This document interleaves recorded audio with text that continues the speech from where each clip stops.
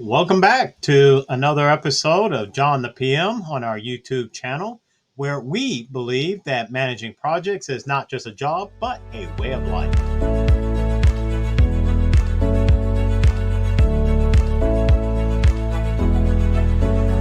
Today, I'm going to talk a little bit about maintaining your certification. Which certification? Your project management professional certification, PMP certification. That is what the target is. Let's assume that you've taken a course, you've studied really hard, you became the Uber PMP, you went and took the exam, and now you have been certified. So congratulations on your certification. There is a requirement that you do maintain your certification by having 60 PDUs every 3 years. So, first off, what is a PDU? A PDU is a professional development unit. In layperson's term, I just really consider it kind of like continuing education or something of that nature. So, one PDU equals about 1 hour. Again, that's just in layperson's terminology. So, 60 PDUs, 60 hours over a 3 year period. After which, after you achieve that, then your cycle will continue on. Now, most people will look at that and say, wow, that is pretty painful. I actually think it's a good thing. I believe that your more astute hiring managers will respect the fact and the idea that this is not a fire and forget certification.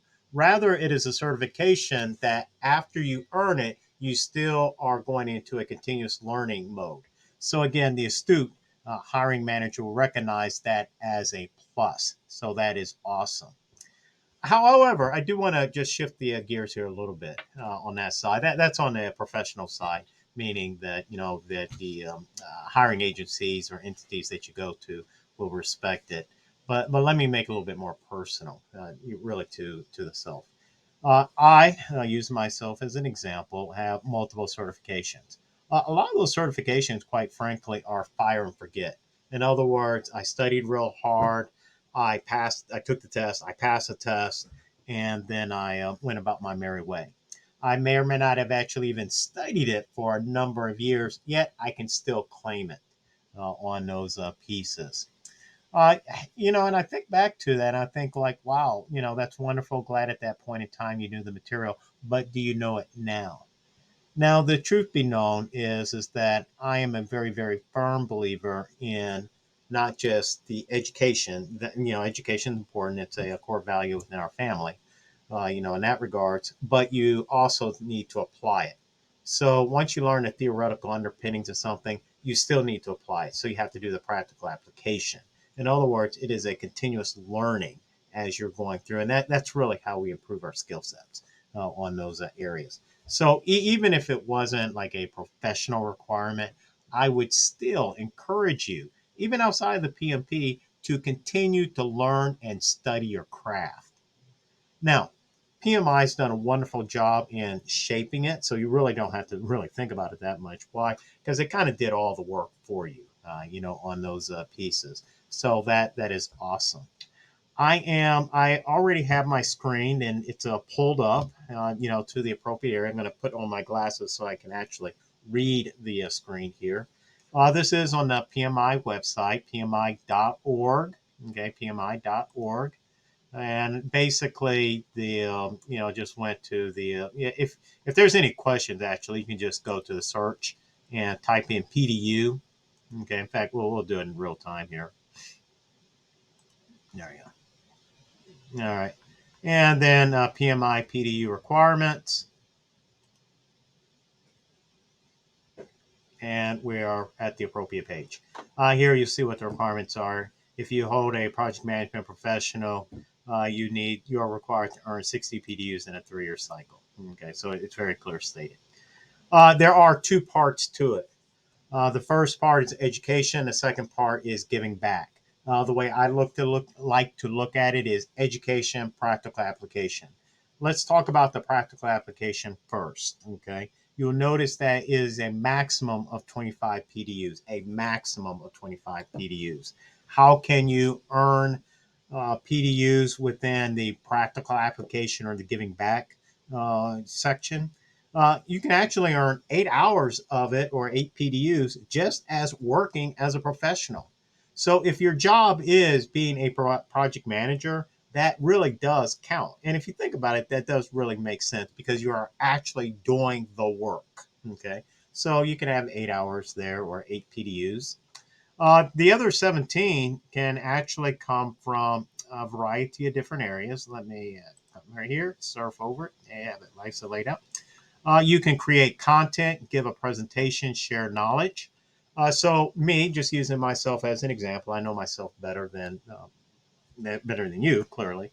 So I like to use myself as an example. I do, speeches and presentations at chapter events. Guess what? That counts. Back in the day, I used to write multiple articles for the PMI magazines and journals and things of that nature. Yes, that counts too. If you write towards project management, that counts. Videos and things of that nature. On those pieces. So really, kind of really doing that deep study and then presenting it to someone. The way I almost look at that is you learn best by teaching. Okay. So again, I really don't see this as like anything ominous. I see it actually just as a easier way to maintain my skill set. One area I do want to point out here, and I am so glad that we have this option, and that's volunteering. Okay.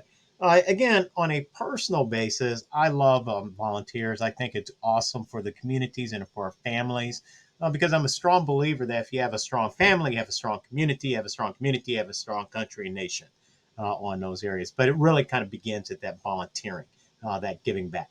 You have a skill set. That skill set is delivering projects. Now, in another YouTube episode, I'll talk about volunteers and the impact of that. But one of the cases that I make during that video is the idea that almost all the work that you do on a volunteer effort is going to be project based. Okay, so to me, volunteer organizations are nothing more but project based organizations. And if you are a project manager, you're working in a project based organization, that is a great match. So that works out beautifully. One of my very, very favorite organizations within the PMI realm to actually volunteer for is Enactus. And Enactus, it stands for Entrepreneurs in Action, and it's really meant for our college age students, undergrad and graduate. The way I like to think about it is Eagle Scout projects on steroids. And it is awesome working with I was about to say kids, but working with the students, on those on as they go and progress through their projects. And usually at the end of the year, they'll do a great big presentation to kind of showcase their work. Again, it's just been an outstanding experience working with them. PMI does have a robust volunteer module that you can surf on and volunteer for a lot of different areas. All right, so let me scoot back here. Okay, so we talked about giving back again, maximum of 25 hours. All right, so let's do some math here. We said that we needed to have 60 PDUs. I've just given you an opportunity to earn 25 of them, a maximum of 25. So that leaves 35 PDUs on the education side. I'm going to list out several ways that you can easily accomplish this. On those areas. One way is just to take a 1 week course. So that's kind of straightforward. On those pieces. Another way is to actually do the webinars that are on PMI's website.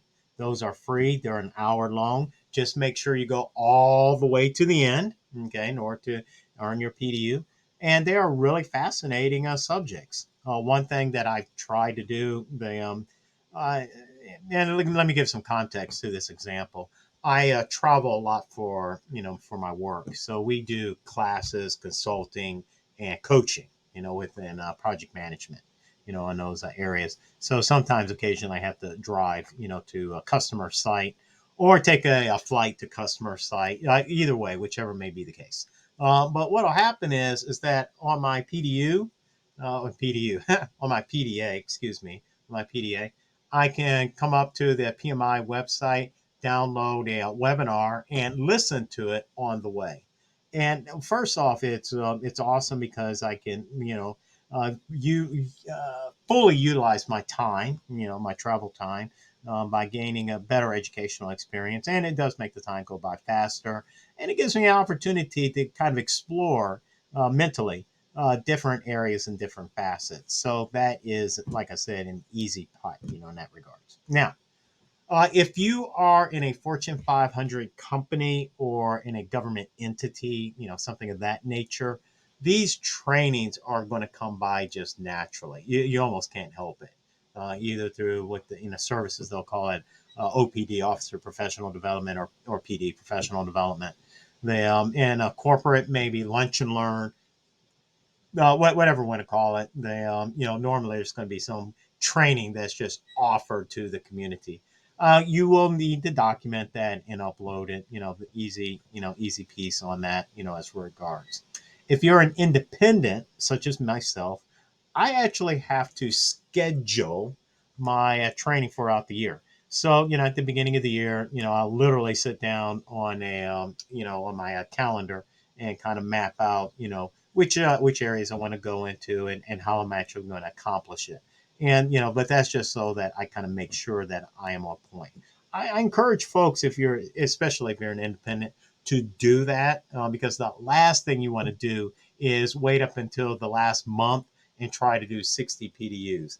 That is quite a bit, in those areas. But again, you have 3 years and it's spread over 3 years. So that's like 20, a year. So, that's almost, that's fairly straightforward if you keep up with it. So, what areas within education? There are 3 areas. This just follows a talent triangle. Again, when you're taking a course, you'll learn all about the talent triangle. The ways of working, the power skills, the business acumen. There's a minimum of 8 in each one. Okay, so 8 PDUs in each one. Again, just as a reminder, ways of working is more your technical portions. Power skills, I kind of remember power skills. It starts with a P. People starts with P. So people, people leadership. And then business acumen. That's just generally kind of speaking back to your overarching organization, how you fit into the corporate structure or into the big picture, as we sometimes like to say, in that regards on those pieces. While, PMI, these are PMI's, artifacts, ways of working, power skills, business acumen. But however, let me just take a brief aside here. Even outside of PMP, outside of PMI, just outside of it, these 3 areas are fairly universal. So again, I would encourage you to even set up your own professional development in that way. Whatever your craft is, that's your technical skills, you should be building on that. Today, we are in the people business. Yes, I know about AI. In fact, I'll be giving a discussion on that actually at our next chapter meeting on artificial intelligence. I will say this, that the more that AI comes into our lives, the more important it is for us to really develop our emotional intelligence and to really understand people. Why? Because we have fewer and fewer opportunities to quote unquote get it right. Okay. So just as a brief aside, it's actually much more important. And then a business acumen, regardless of what field you're in, you need to understand the larger organization and how it fits in our world today, on those areas. Again, you just need 8 in, not 8, but a minimum of 8 in each one, on those areas. All right, so we're not exactly finished, but I did want to kind of recap this just real quick, and then I want to get into the tracking of it. Okay, but before I leave this page, just as a brief reminder, 60 PDUs, 3-year period. Over two big areas. One is giving back. The other one is education. Giving back, you can work as a professional or you can volunteer and create and share knowledge. And then education, it really needs to be spread around the iron triangle here, the talent triangle, the ways of working, power skills, and business acumen. All right, I am going to share my profile. So let me switch over to the dashboard here. Again, I tend to know myself better, so it's probably easier if I just kind of show you, what I'm kind of referencing here. Let me go down to the PMP portion here. All right, so PMI, they do a wonderful job of keeping up with you and all those other things. If you do a webinar or go to a PMI chapter meeting, it is automatically uploaded into your profile. So no worries, no concerns, no issues along those lines. If you have to self-report, you would just simply click on the report PDUs. There we go. And you'll follow the instructions and document your efforts there, on that side. So again, that's fairly straightforward. And then it automatically updates. There we go. Automatic updates and let you know how you are tracking. So I have 641 days until renewal. My status is in good standing. Good job. Earned 10, wow, 2010. I've been at this for a couple of days now. On those areas. Renewal date 2025. It's 2020. So I got 18 months. These 26. I'll have those done. Well before. Probably by the summertime. So I am not overly concerned about that. On those pieces. Okay, let me kind of do a mental check here. I think I have covered all the areas that I need to do on this webinar on this show here. So let me stop sharing. I forgot to do the outro in the previous video, so I just wanted to take a second here just to say that if you liked the previous video, please do hit the like button, and also don't forget to subscribe to John the PM, where we believe that managing projects is not just a job, but a way of life. Thank you and have a great day.